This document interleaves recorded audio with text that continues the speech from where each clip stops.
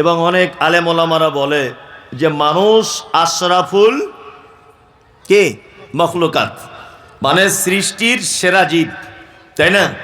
সৃষ্টির একেবারে সেরা, মানে বুদ্ধিতে, সৌন্দর্যে, সমস্ত ব্যাপারে মানুষ হচ্ছে সবার থেকে ভিন্ন একটি প্রাণী, তাই না? জি। কিন্তু আল্লাহ সুবহানাহু ওয়া তাআলা এই মানুষের জন্য বলছেন উলাইকা কাল আনআম, এরা চতুষ্পদ প্রাণী, বাল হুম আজাল, চতুষ্পদ প্রাণীর থেকেও নিকৃষ্ট। কে বলছেন এটা? আল্লাহ সুবহানাহু ওয়া তাআলা। আমার মূল আলোচনা এবার শুরু করি। দেখবেন গ্রামে একটা লোক চিকিৎসা করে, তাকে কি বলি? ডাক্তার। একটা লোক প্রাইমারি স্কুলে চাকরি করে, তাকে কি বলি? মাস্টার। আর একটা লোক মানুষের পায়খানা পরিষ্কার করে করে বেড়ায় লোকের বাড়ি, তাকে কি বলি? মেথর। আর একটা লোক রাতে সবাই লাইট যখন অফ করে দেয় ও চুরি করে, ওর নাম চোর। আচ্ছা বলুন, মেথর চোর, স্কুলের মাস্টার, তাই না? আর একটা বললাম ডাক্তার।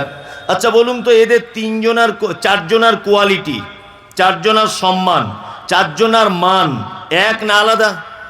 আলাদা? আলাদা। আচ্ছা বলুন, এবার বলছি, এরা চারজন মানুষ না কেউ জিন আছে, কেউ ভূত আছে? যেটা ভূত ভূত বলে তো কিছু নেই, মানে চলতি শব্দ ব্যবহার করছি, কেউ জিন, কেউ ভূত, কেউ পেতনি, এরকম কোনো ব্যাপার না। চারজনাই মানুষ, চারজনাই মানুষ, চারজনাই মানুষ, কিন্তু এক একজনের কর্ম এক এক রকমের, এই কারণে উপাধি চেঞ্জ হয়েছে, তাই না? চোর, এই উপাধি ভালো না খারাপ? খারাপ। আচ্ছা ডাক্তার, এটা ভালো, মাস্টার ভালো, ম্যাথর না, ওটা আমি বলবো না, ওটা আপনারা বলুন, ভালো করে বোঝার চেষ্টা করবেন। তার মানে মানুষ একই, সবাই আমরা, বিভিন্ন কাজের কারণে আমাদের উপাধিগুলো চেঞ্জ হয়। পবিত্র আল কোরআন আল্লাহ মানুষের জন্যই তৈরি করেছে, অবতীর্ণ করেছে, তাই না? জি। আল্লাহ সুবহানাহু ওয়া তাআলা এই মানুষেরই নাম এক একটা কাজের কারণে এক এক রকম ভাবে তিনি ডেকে দিয়েছেন, উপাধি দিয়েছেন। কাউকে বলেছেন মুনাফিক, কাউকে বলেছেন মুশরিক, কাউকে বলেছেন কাফের, বলেছে না? আবার কাউকে বলেছে মুত্তাকি, কাউকে বলেছে মুমিন, কাউকে বলেছে আপনার মুশরিক। আছে না নেই কোরআনে? আছে, আছে। আচ্ছা বলুন, সবার কি একই প্রাইজ, না আল্লাহর নিকটে সবাই এক, না মর্যাদা বা সম্মানের বেশি কম আছে? বেশি কম আছে, আছে না? এর ভিতরে খারাপ কাদের মনে হলো? মুশরিক ভালো না খারাপ? খারাপ। মুনাফিক এ খারাপ, কাফের এ খারাপ, মুমিন ভালো, মুত্তাকি ও ভালো, সালেহিন ভালো। তাহলে কোরআন মাজিদে এই সমস্ত শব্দগুলো আছে না নেই? আমি কয়েকটা শব্দের ব্যাখ্যা করে দিচ্ছি, কয়েকটা শব্দ। এখানে বড় বড় সব আলেমরা আছে, তো আমার ভয়ে কথা বলতে পারছি না, কিন্তু তারপরে আমি যে বক্তা, আমি বড় আলেম নয়, আমি বক্তা। বক্তা মানে আমার থুতুনির জোর আছে, ওই জন্য আমি বক্তা। কি বললাম বুঝলেন? তাহলে এবার আমি আমার মূল আলোচনা শুরু করি, কয়েকটা শব্দের ব্যাখ্যা করে দিই। দেখুন, আপনার গায়ে লেগেও যেতে পারে, আপনি উঠে পালাতেও পারেন, আবার মজা লেগে গেলে বসেও থাকতে পারেন, তার যেটা লাগবে ওটা আপনার ব্যাপারে। এক, আল্লাহ পবিত্র কোরআনে বলেছেন মুনাফিকুন। আছে? আছে না? কাকে বলে জানেন? মুনাফিক জানেন না, বলছে মিথ্যাবাদী। মুনাফিক কাকে বলে? একটা রাস্তায়, এই যে আপনাদের চৌমাথা না তিন মাথার মোড়, এটা একটা রাস্তা এদিকে, একটা ওই দিকে, আর একটা ওই পলাশির দিকে ধরে নেন, এই যে তিন রাস্তার মোড়। আরবিতে এই তিন রাস্তার মোড় আমরা যে বলি মোড়, এটাকে কি বলা হয়? নিফাক। তার মানে যেখান থেকে তিন চার দিকের রাস্তা বার হয়ে যায়। তা মুনাফিক, নিফাক ওই লোকটা যার একই মুখ থেকে একই ব্যক্তির ব্যাপারে দুই তিন রকমের কথা বার হয়, এ হচ্ছে টাটকা মুনাফিক। কি বললাম বুঝলেন? আমি তো সুর করে বলি না, একটা একটা করে বলি। ফজরের নামাজ পড়েছেন, ফজরের নামাজ পড়ে বলছেন আসসালামু আলাইকুম, ওয়ালাইকুম আসসালাম, বলছে সত্যি আজকে 15 বছর নামাজ পড়ছে, আপনার মতো ইমাম সাহেব দেখিনি। সাংঘাতিক ভালো লোক আপনি, আর আপনার কোরআনের তেলাওয়াত মাশাআল্লাহ অন্তর ভরে যায়। খুব প্রশংসা করছে ওই লোকটা ইমাম সাহেবের। আর ইমাম সাহেবের বড় ছেলে 4-5 বার পাতলা পায়খানা, মরে যায় ভাব, এরকম অবস্থা। তোর বউ ফোন করে বলছে, হ্যালো, সারা জীবন মসজিদে থাকবে, তাড়াতাড়ি বাড়ি এসো, অবস্থা খুব খারাপ। তা ও এমার্জেন্সি ফটিক ভাইয়ের মোটরসাইকেল নিয়ে বাড়ি চলে গেছে। জোহরের আজান 5 মিনিট দেরিতে হয়েছে, ইমাম সাহেব ছিল না, কাউকে বলতেও পারেনি, এমার্জেন্সি ব্যাপার। ওই লোকটা যে ফজরের নামাজ পড়ে প্রশংসা করেছে ইমাম সাহেবের, ওই লোকটা এসে আজান দিয়ে ও নিজে ইমামতি করে সবাইকে নিয়ে নামাজ পড়ে নিয়েছে। যে লোকটা প্রশংসা করেছে ফজরের পর, ওই লোকটা আবার জোহরের নামাজের পর মুসল্লিদেরকে বলছে সবই ভালো, কিন্তু হুটহাট করে চলে যাচ্ছে, চেঞ্জ করে ফেল, অন্য একটা ব্যবস্থা কর। এ হচ্ছে পাক্কা মুনাফেকে। এ কি পাক্কা মুনাফেক। একই ব্যক্তির জন্যে 2 রকমের কথা বলে যে লোক, এ কি কে মুনাফেক। আচ্ছা, মুনাফেকদের চিনবেন কেমন করে? আল্লাহ সুবহানাহু ওয়া তাআলা প্রত্যেক উপাধির মানুষদেরকে চেনার ব্যাপারে তিনি বলে দিয়েছেন যে এদেরকে এই এই এই এই জিনিস দেখলে কি চেনা যাবে। যেমন যদি কারো সুগার হয়, ডাক্তার কি বলে? ঘন ঘন পেচ্ছাপ হয়, হ্যাঁ হ্যাঁ, আচ্ছা আচ্ছা আচ্ছা, মাঝে সাঝে গাটা ঝিনঝিন করে, হ্যাঁ ঝিনঝিন করে, আচ্ছা বারে বারে পেচ্ছাপ লাগে না, হ্যাঁ বারে বারে পেচ্ছাপ লাগে, খুব খিদে পায়, হ্যাঁ খুব পায়, তার মানে এটা সুগার চেনার একটা সিমটম, তাই না? তা আল্লাহ সুবহানাহু ওয়া তাআলা এবং নবী মুহাম্মদ সাল্লাল্লাহু আলাইহি ওয়াসাল্লাম প্রতিটা মানুষের ব্যাপারে এই রকম চেনার একটা সিমটম দিয়েছেন। এক, আল্লাহ নবী সাল্লাল্লাহু আলাইহি ওয়াসাল্লাম বলেছেন বাহ্যিক দৃষ্টিতে একটা মুনাফিককে তুমি যদি চিহ্নিত করতে চাও, তাহলে তার ভিতরে 3টে গুণ খুঁজে পাবে। কটা? 3টা। আয়াতুল মুনাফিকি সালাসাতুন। একটি মুনাফিকের 3টে গুণ বাহ্যিক দৃষ্টিতে। এক, সে কথা বললে মিথ্যা বলে। 2, ওয়াদা করলে খিলাফ করে। 3, আমানত রাখতে দিলে খিয়ানত করে। আর একটা হাদিসে আছে যে সে ঝগড়া মারামারি হলে, কারুর সঙ্গে অশান্তি হলে সে অকথ্য ভাষায় গালিগালাজ করে। এই 4টে গুণ যদি একটা মানুষের ভিতরে থাকে, সে কি মুনাফিক, তাই না? জি। এবার আর একটা কথা আপনাকে বলে দিই, একটা লোক মিথ্যা কথা বলে না কিন্তু আমানতের খিয়ানত করে, একটা লোক ওয়াদা খেলাপ করে না কিন্তু ঝগড়া হলে গালিগালাজ করে। আচ্ছা বলুন, মুনাফিকের 4টি গুণ এর ভিতরে নেই, একটা গুণ আছে, তাহলে এ কি মুনাফিক না মুনাফিক নয়? হ্যাঁ, আল্লাহ রাসূল বলছেন ও পুরোপুরি মুনাফিক না হলেও ওর ভিতরে মুনাফিকের একটা খাসলাত, মুনাফিকের একটা চরিত্র, মুনাফিকের বীজ ওর ভিতরে আছে। কি বললাম বুঝলেন? আল্লাহ তুমি আমাদের সকলকে মুনাফিকি থেকে বাঁচাও, বলুন আমিন আমিন। নাম্বার 2, অন্তরের দিক দিয়ে মুনাফিককে চিনবেন কেমন করে? এটা বাহ্যিক দৃষ্টিতে দেখলাম। আল্লাহ তাআলা বলছেন ওমিনান নাসি মান ইয়াকুলু আমান্না বিল্লাহি ওয়া বিল ইয়াউমিল আখিরি ওয়া মা হুম বিমুমিনিন। এক শ্রেণীর মানুষ আল্লাহর নবীকে এসে বলতেন, আল্লাহর নবী, আমি আল্লাহকে বিশ্বাস করি, কিয়ামতকেও বিশ্বাস করি, কিন্তু আমরা মুমিন। আল্লাহ সুবহানাহু ওয়া তাআলা বলছেন ওয়া মা হুম বিমুমিনিন, এরা কেউ মুমিন নয়।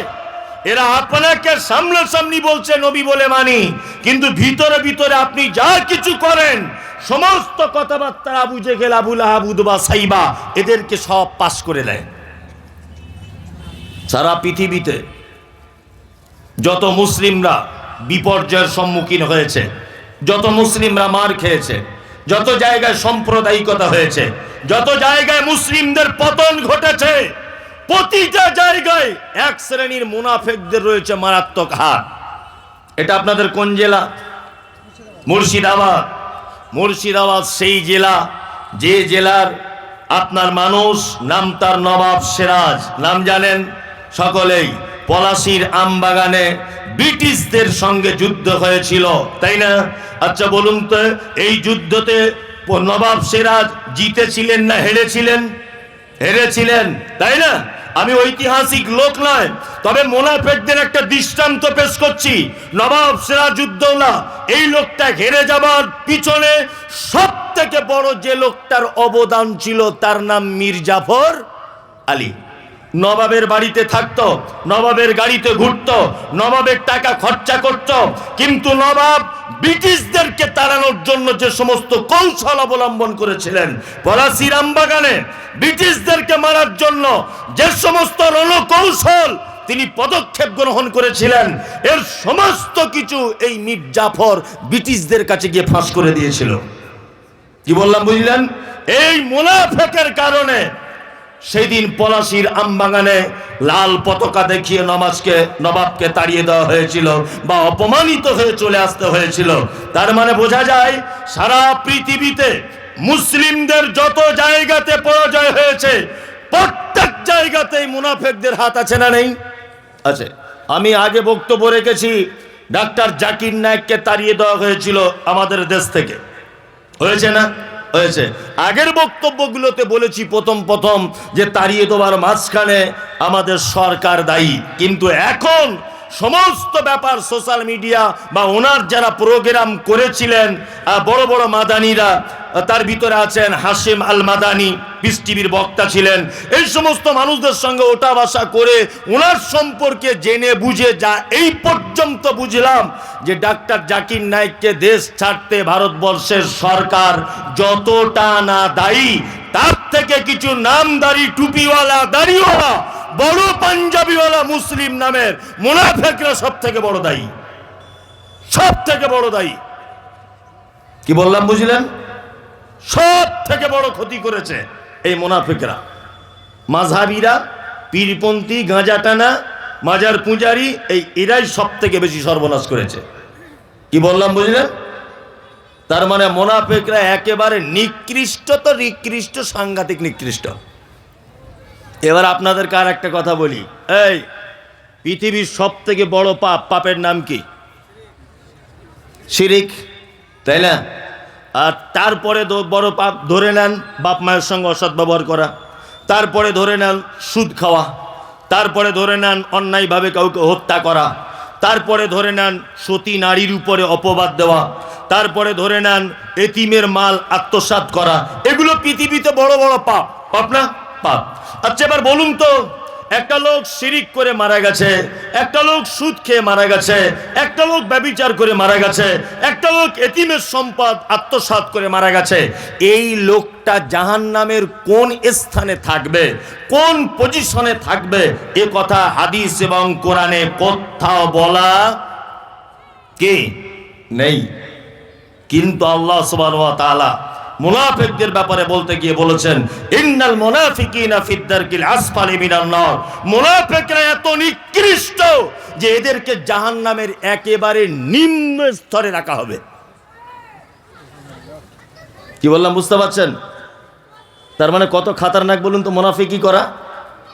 এটা ভালো টাইটেল না খারাপ? খারাপ। এবার আপনাকে আর একটা আশ্চর্য কথা বলি, আপনার মাথার মগজ এখন ফুটতে থাকবে যে আপনি কি বলে দিলেন। এখানে তো বড় বড় সব আলেমরা আছে, আর আমি কোরআন দিয়ে কথা বলবো, আমার বুদ্ধি তো কম, ওই জন্য কোরআন দেখে দেখে বলি। অনেক জায়গাতে সোশ্যাল মিডিয়াতে, পরশুদিন তার আগের দিন নদিয়াতে একটা প্রোগ্রাম করলাম, তো একজনা ওই প্রোগ্রামটা কেটে দিয়ে কাটিং করে বলছে যে মমতাজুল ইসলামের কোরআন আলাদা, ওর আলাদা কোরআন গাড়ির ভিতরে রাখা আছে। কি বলছে বুঝতে পারছেন? ওই জন্য আমি যেখানেই যাই একটা কোরআনের আশ্রয় সেখানকার কোরআন নিয়ে বলি। এরপরও যদি মানুষ বিশ্বাস না করে তাহলে আমার আর কিছু করার আছে? কিছু করার নেই। আচ্ছা বলুন, একটা লোক আপনাদের গ্রামে ব্যভিচার করেছে, ব্যভিচার করে মারা গেছে। একটা লোক আপনাদের গ্রামে সুদ খেত, লোকটা মারা গেছে। বলুন তো তার জানাজা পড়া যাবে কি যাবে না? এই আপনি না জেনে মুফতি সাহেবের মতো বলে দিলেন কেন যে যাবে না? কি যাবে না? কোনো নিষেধাজ্ঞা নেই, ভালো করে বুঝবেন, কোনো নিষেধাজ্ঞা নেই। মুনাফিকদের সর্দার ছিল তখনকার দিনে, নাম তার কি? আব্দুল্লাহ ইবনে উবাই ইবনে সুলুল। আব্দুল্লাহ ইবনে উবাই ইবনে সুলুল যখন মারা গেলেন, খুব মনোযোগ দিয়ে শুনবেন আজকের বক্তব্যটা, যখন মারা গেলেন তখন মুনাফিকের সর্দার মারা গেছে, আর তার বেটা, তার নাম হচ্ছে আব্দুল্লাহ। ইসলাম গ্রহণ করেছে। আল্লাহ নবী কেসে বলছেন, আল্লাহ নবী আমি চাইছি যে আপনার গায়ের জামাটা আমার আব্বার কাফন হোক। ভালো করে বুঝবেন, মারা গেছেন কে? আব্দুল্লাহ ইবনে উবাই, মুনাফিকদের সর্দার। মুনাফিকদের সর্দার মারা গেছে, আর তার বেটা আল্লাহ নবীকে বলছেন যে আপনার গায়ের জামাটা আমার আব্বার কাফন হোক, এটা আমি চাই। আল্লাহ নবী সাল্লাল্লাহু আলাইহি ওয়াসাল্লাম জামা খুলে দিলেন, যাও এলাও নিয়ে চলে যাও, তোমার জামাটা নিয়ে চলে যাও। জামাটা কাফন করা হলো। তার আরেকটু পরে এসে আব্দুল্লাহ আবার আল্লাহ নবীকে বলছেন, আল্লাহ নবী আমি চাইছি আমার আব্বার জানাজাটা আপনি পড়ান, আমার আব্বা জানাজাটা আপনি পড়ান। আল্লাহ রাসূল এবার উঠছেন এরকম ভাবে, উঠে দাঁড়িয়ে গেলেন। যখন উঠে দাঁড়িয়েছেন, হযরত ওমর পিছনে জামা ধরে টেনে রেখেছে। হযরত ওমর আল্লাহ নবীর পিছনে জামা ধরে টানচার বলছেন, আল্লাহ রাসূল সমস্ত যুদ্ধক্ষেত্রে আব্দুল্লাহ ইবনে উবাই আপনার বিরোধিতা করেছে, ও মুনাফিক। আপনি এইরকম একটা লোকের জানাজার নামাজ পড়তে যাবেন, এটা কেমন কথা? কখনোই নয়, এটা ঠিক নয়। তখন আল্লাহ রাসূল সাল্লাল্লাহু আলাইহি ওয়াসাল্লাম বলছেন, ওমর আমাকে ইখতিয়ার দেওয়া হয়েছে এবং এ ব্যাপারে আমার কাছে কোনো ওহী অবতীর্ণ হয়নি। ভালো করে বুঝবেন। আল্লাহ নবী সাল্লাল্লাহু আলাইহি ওয়াসাল্লাম চলে গেলেন জানাজা পড়তে, হযরত ওমরও গেলেন। জানাজা শেষ। জানাজা শেষের পরে জানাজার মাঠে দাঁড়িয়ে হযরত ওমর লজ্জিত যে আমি বিশ্ব নবীকে বললাম আপনি জানাজা পড়তে যাবেন না, অথচ এই ব্যাপারে আল্লাহ কুরআন মাজিদে কোনো এখন আয়াত অবতীর্ণ করেনি। আমি কে যে আমি আল্লাহ রসুলকে জানাজা পড়তে মানা করে দিলাম? হযরত ওমর ব্যাপারটা খুব লজ্জিত হলেন, জিস আমার মানা করাটা মনে হয় খুব বড় ভুল হলো। আল্লাহ সুবহানাহু ওয়া তাআলা হযরত ওমর, আল্লাহ নবী কি বলেছেন, আমার পরে যদি কেউ নবী হয় চান্স ছিল কার? ওমরের। কেন? তার আর একটা প্রমাণ দেখুন, হযরত ওমরের সিদ্ধান্তটাই চূড়ান্ত ছিল। কি বললাম বুঝলেন? হ্যাঁ, ওনার দূরদর্শিতা, ওনার মানে কি বলবো অভিজ্ঞতা এত বেশি ছিল। আল্লাহ নবী সাল্লাল্লাহু আলাইহি ওয়াসাল্লাম নবী বলে হযরত ওমর কিছু বলতে পারেননি, কিন্তু আল্লাহ সুবহানাহু ওয়া তাআলা পবিত্র আল কোরআনে বলছেন, ওয়ালা তুসাল্লি আলা আহাদিন মিনকুম মাতা আবাদা ওয়ালা তাকুম আলা কবরিহি। আল্লাহ নবী আপনি কখনো মুনাফিকদের ভিতরে কেউ মারা গেলে তার জানাজার সালাত আদায় করবেন না। ওয়ালা তাকুম আলা কবরিহি, জানাজা তো দূরের কথা, আপনি তাদের কবরের পাশে পর্যন্ত দাঁড়াবেন না। কি বুঝলেন? হ্যাঁ, আল্লাহ সুবহানাহু ওয়া তাআলা তারপরে আবার বলছেন, ইন্নাকুম কাফারু, নিশ্চয় তারা অস্বীকার করেছে বিল্লাহি ওয়া রাসূলিহি, আল্লাহ এবং তার রাসূলকে, ওয়া মাতু ওয়া হুম ফাসিকুন, এবং তারা মৃত্যুবরণ করেছে ফাসিক অবস্থাতে। তার মানে অত্তর আয়াত থেকে এটা একেবারে জলের মতো হয়ে গেল যে মুনাফিকদের কেউ মারা গেলে তার জানাজা পর্যন্ত পড়া নিষেধ। বুঝতে পারছেন কত খাতারনাক? বেনামাজি মারা গেল, আপনি তার জানাজা সৌজন্য খাতিরে পড়তে পারেন, ভালো করে বুঝবেন, কারণ ওর ভিতরে লা ইলাহা ইল্লাল্লাহ এটা ছিল। আপনার গ্রামে একটা লোক নামাজ পড়ে না, ভালো করে বুঝবেন, কিন্তু এই লোকটা লা ইলাহা ইল্লাল্লাহ এর প্রতি তার ঈমান আছে না নেই? আছে। আমি বেনামাজিদের পক্ষে নয়, কিন্তু আমি বলছি এখানে আলেম ওলামাদের একটা মতামত হচ্ছে এই যে বেনামাজি তার জানাজা কেউ পড়লে পড়তে পারে, তবে অন্য বেনামাজিকে শিক্ষা দেওয়ার জন্য না পড়াই ভালো। ভালো করে বুঝবেন, মাতাল তার জানাজা পড়া যাবে, সুদখোর তার জানাজা পড়বেন, পিতামাতার সঙ্গে অসৎ ব্যবহারকারী তার জানাজা পড়া যাবে। পৃথিবীতে যত পাপী আছে প্রত্যেক পাপীর জানাজা পড়তে অসুবিধা নেই, কিন্তু আল্লাহ তাআলা বলছেন, ওয়ালা তুসাল্লি আলা আহাদিন মিনহুম মাতা আবাদা ওয়ালা তাকুম আলা কবরিহি। নবী আপনি যাই করেন অন্তত মুনাফিকদের কেউ মারা গেলে জানাজা পড়বেন না। আর জানাজা তো দূরের কথা, ওয়ালা তাকুম আলা কবরিহি, আপনি তাদের কবরের পাশে পর্যন্ত দাঁড়াবেন না। বুঝতে পারছেন তার মানে কেমন চিজ মুনাফিকরা? হ্যাঁ, এইবার আপনাকে আর একটা কথা বলে দিই, এসব আয়াত, ওই জন্য বলছি ভাই, সমাজ কি করে পরিবর্তন হবে? একটা জলসায় অনেক দোকান বসে, তাই না? একটা বইয়ের দোকানদার ঠকঠক করে চাদর মুড়ি দিয়ে এরম করে কাঁপছে। জিজ্ঞেস করছি, চাচা ক টাকা বিক্রি হলো? বলছে 350 টাকা হয়েছে। যে জাতির ধর্মীয় অনুষ্ঠান অর্থাৎ জলসাতে বইয়ের দোকানদারের বই বিক্রি হয় ইসলামিক বই 250 থেকে 300 টাকা, আর জিলাপির দোকানদার বিক্রি করেছে 7.5 কুইন্টাল জিলাপি। এই জাতির কিয়ামত পর্যন্ত আর মানে সফলতা আসবে? আসবে বলুন? আসবে না। যে জাতি বইয়ের দোকান থেকে 1 টাকার একটা বই কিনতে পারে না, যে জাতির একটা জলসা থেকে 40-50 কুইন্টালের জিলাপি বাদাম সেল, এ জাতি কোশ্চিন কালো সফলতার চরম শিখরে পৌঁছাতে পারে না। অন্তত পক্ষে জলসায় গিয়ে একটা বাংলা কোরআন মাজিদ কিনুন। কি বললাম বুঝলেন? বাংলা কোরআন মাজিদ একটা কিনুন, সব ইতিহাস আপনি দেখতে পেয়ে যাবেন। অনেকজন বলে মমতাজুল ইসলাম মানেই ভাইরাস লোক। ভাইরাস কেন? বলছে ওরে বাবা, ওর কাছে গেলেই শুধু পীর ফকিরের বিরুদ্ধে বলে। ভালো করে বুঝবেন, ওর কাছে গেলেই ওকে আনিস না। কালকে নদিয়া বিরোহীতে সোশ্যাল মিডিয়াতে দেখবেন দেওয়া আছে, বিরোহী বলে একটা জায়গায় নদিয়াতে প্রোগ্রাম করলাম, একজনার বাড়ির ছাদের উপরে, জলসা নয়, দাওয়াতি প্রোগ্রাম। তা ওখানে গেলাম, একটা লোক সহি আকিদা অর্থাৎ আহলে হাদিস, একটা লোক মাত্র। তা উনি আমাকে নিয়ে গেছেন যে আপনি আমার বাড়ির ছাদের উপরে প্রোগ্রাম। আল্লাহর কসম করে আপনাকে বলছি, 10 থেকে 15 জন পুলিশ সারা রাস্তাতে দিয়ে তবে উনি প্রোগ্রামটা করছেন। মাইকে প্রোগ্রাম হলো, 50 থেকে 60 জন বাড়ির ছাদের উপরে। ভালো করে বুঝবেন, ছাদের উপরে প্রোগ্রাম যখন শেষ করলাম তখন বলছে যে সত্যি এতদিন আমরা অন্ধের ভিতরে বিশ্বাস করতাম, অন্ধের মতো, আর অন্ধকারই ছিলাম। আজকে আপনি এসে সব চোখ খুলে দিয়ে চলে গেলেন। তা বলুন এবার কিভাবে চলতে হবে বলুন? আমি বললাম দুটো মাত্র অপশান, 1 পবিত্র আল কোরআন, 2 সহিহ হাদিস। এই দুটোর মাধ্যমে আপনি জীবনযাপন করুন, আর কোনো মত পথের আপনার দরকার নেই, এতেই আপনার জান্নাত চলে আসবে ইনশাআল্লাহ। ওই জন্য বিনীত অনুরোধ, আপনি কোরআনটা অধ্যয়ন করার চেষ্টা করুন। চলুন, আল্লাহ তাআলা পবিত্র আল কোরআন সূরা তাওবা আয়াত নাম্বার 79, আর আগে যে আয়াতটা বলেছি আয়াত নাম্বার 83, একই সূরার আল্লাহ সুবহানাহু ওয়া তাআলা বলছেন ইস্তাগফির, আপনি ক্ষমা প্রার্থনা করুন। নবীকে বলছেন আপনি ক্ষমা প্রার্থনা করুন। কাদের জন্য? মুনাফিকদের জন্য। আওলা তাস্তাগফির, যদি ক্ষমা প্রার্থনা নাই বা করেন, আপনি ক্ষমা প্রার্থনা করেন আর নাই বা করেন, আল্লাহ সুবহানাহু ওয়া তাআলা বলছেন কি ইন তাস্তাগফির, আর যদি আপনি মুনাফিকদের জন্য একান্ত ক্ষমা প্রার্থনা করেন 70 মাররাতান, একদিনে 70 বার। কতবার? 70 বার। আল্লাহর ভাষা শুনুন, আল্লাহ তাআলা বলছেন ইস্তাগফির, আপনি ক্ষমা প্রার্থনা করুন। আওলা তাস্তাগফির, আর যদি ক্ষমা প্রার্থনা নাই বা করুন।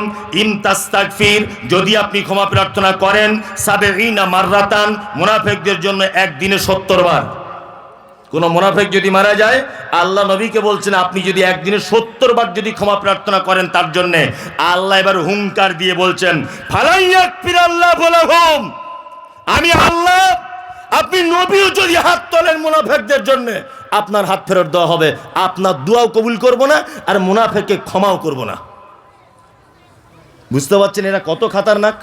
আল্লাহ বলছেন ফালাইয়াকফিরাল্লাহু লাহুম, কোশ্চিন কালো মুনাফিকদের ক্ষমা করব না। আল্লাহ তাআলা তারপরে আবার কি বলছেন দেখুন, আল্লাহ তাআলা বলছেন যালিকা বিআন্নাহুম কাফারু, নিশ্চয়ই তারা অস্বীকার করেছে আল্লাহ এবং তার রাসূলকে। আল্লাহু লা ইয়াহদিল কওমাল ফাসিকিন, আল্লাহ তাআলা বলছে আমি কখনো কোনোদিন ফাসিকদেরকে সঠিক রাস্তা দেখাই না। মুনাফিকদের ব্যাপারটা একটু ক্লিয়ার হলো? এদের দলে থাকা যাবে? যাবে না তো? যাবে না। তাহলে এদের জানাজা পড়াও নিষেধ, এদের কবরের সামনে দাঁড়ানো নিষেধ, আর এদের জন্য দোয়া করাও নিষেধ। এটা আমি কোরআন থেকে বললাম। এবার আপনাকে আর একটা কথা বলে দিই, এখন এদেরকে দেখতে পাওয়া যায় কোথায়? আগে বলেছি বাহ্যিক গুণ, তারপরে বলেছি অন্তরের দিক দিয়ে মুনাফিক কেমন, মুখে একরকম বলে কাজে একরকম করে। মুনাফিকের গুণ বললাম এদের জানাজা পড়া যাবে না, বললাম দোয়া করা যাবে না, কবরের পাশে দাঁড়া যাবে না। এখন মুনাফিকদের চিনবেন কি করে, পাবেন কোথায় খুঁজে? ধরাও তো লাগবে। আমি কয়েকটা জায়গায় ধরেছি, বলে দিব, বলে দিই। এই যে মেলায় যাবেন, মুনাফিক নেই, একটা মুনাফিক নেই। সবাই দেখবেন নিজে শালি নিয়ে ব্যস্ত বাদাম কিনতে। সিনেমা হলে গেছেন, সবাই দেখবেন পা তুলে দিয়ে 20 কোস দূর সাগর কই বাচ্চি রোতে, মা कहती है कि बच्ची सो जा गब्बर सिंह आ जाएगा। সোলে বই দেখছে সবাই বসে বসে, ভালো করে বুঝবেন। ওখানে মোনাফেক নেই, কেউ কারোর সঙ্গে কথা বলে না, কিছু বলে না, সবাই নিজে নিজে ব্যস্ত। সিনেমা হলে, বাজারে যান, সবাই সবজির দাম দর করতে ব্যস্ত। ঠিক বলছি না ভুল বলছি?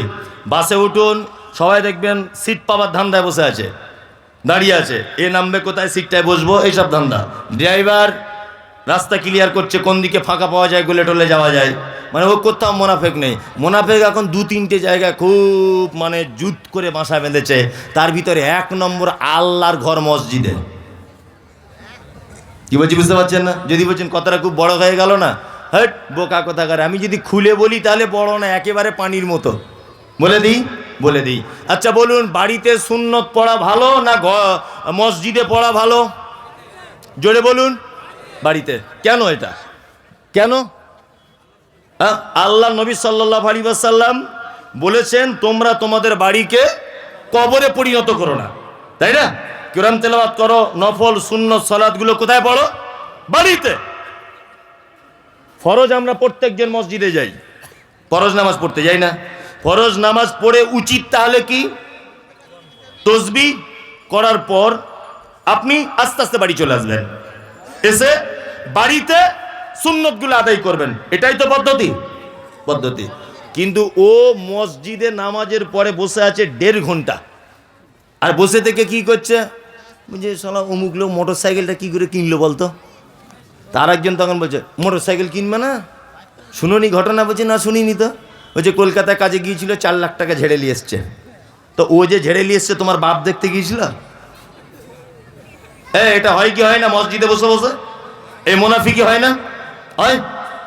কি করে একে তাড়ানো যায়, কি করে ওকে কাটিয়ে দেওয়া যায়, কি ওর বউ কি করে, ওর বেটা কি করে, এটা এখন আল্লাহর ঘর মসজিদে পর্যন্ত এই মুনাফিকদেরকে দেখতে পাওয়া যায়। কথা আমার একটু চড়াচড়ি হয়, কিন্তু কথা বাস্তব নয়। নামাজ পড়ে তোমার 1.5 ঘন্টা বসে থাকতে হয় কেন মসজিদের ভিতরে? তুমি বাড়ি চলে আসতে পারো না? বাড়িতে এসে সুন্নত আদায় করতে পারো না কেন? ওখানে বসে তুমি মানে সেই গেজার বাজার করেই যেতে হবে কেন? একদম নয়। আপনি যতক্ষণ টাইম ওখানে কাটাবেন ততক্ষণ আপনি পরের গীবত সমালোচনা করেন না? করেন। ওই জন্য বলছি, এই মুনাফিকি গুণ যদি আপনার ভিতরে থাকে, আপনাকে দয়া করে বলছি, আপনি এই দল থেকে ফেরত আসুন, তাছাড়া আপনার বাঁচার রাস্তা নেই। আল্লাহ তুমি আমাদের সকলকেই এই মুনাফিক নামক শব্দ থেকে এবং এই ব্যক্তির খাসলাত, এই ব্যক্তির গুণ থেকে তুমি আমাদের বাঁচার তৌফিক দান করো। আমিন আমিন আমিন। আরো কিছু শব্দ আছে, একটু বলে দিই তাহলে। মুনাফিকের হলো, এবার বলে দিই ফাসিক। কোরআনে আছে না? ফাসিকুন আছে। আচ্ছা, ফাসিক কারা? ফাসিক হচ্ছে তারা যারা দীর্ঘদিন বড় পাপের সঙ্গে যুক্ত, অর্থাৎ কাবিরা পাপের সাথে যুক্ত, ওটা পাপ জানার পরেও তওবা করে ফেরত আসছে না, এ হচ্ছে ফাসিক। সহজভাবে বোঝাতে পারছি আপনাকে। কাবিরা পাপ, বড় পাপ, এটা পাপ জানার পরেও ও ছেড়ে দিয়ে আসতে পারছে না, ওকে ফাসিক, তাই না? যেমন পিতামাতার সঙ্গে অসৎ ব্যবহার করা, এটা ছোট পাপ না বড় পাপ? বড় পাপ। যদি কেউ করে তাহলে ফাসিকি গুণ তার ভিতরে একটা আছে। এই যে দাড়ি চাচা, এটা ভালো কাজ না খারাপ কাজ? ও ফাসিক। যে লোকটা সুদ খায়, ওকে ফাসিক।